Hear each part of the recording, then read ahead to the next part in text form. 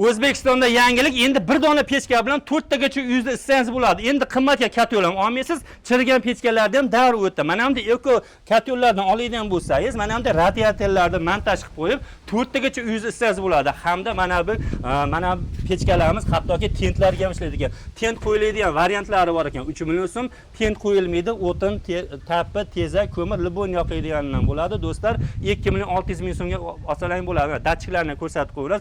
Suv juda ham tez holatda qaynaydi, uyingizni hammam qilib yuboradi. Bundan tashqari ekonom pechkalar ham bor ekan. Bu yoqda mana sho'rvalarimiz qaynayotibdi. Ekalar yollar 25 ga 25 bo'ladi. Tepa pastlari 2 listdan, qonnilari 208 listlardan bo'ladi. Krassiya qilingan varianti mana hamda kurakchalari bilan birgalikda 750 ming so'mga olsalang bo'ladi. Krassiya qilinmagan varianti 700 ming so'm, yarim tayyor holatda zagodovkasi 650 ming so'mga.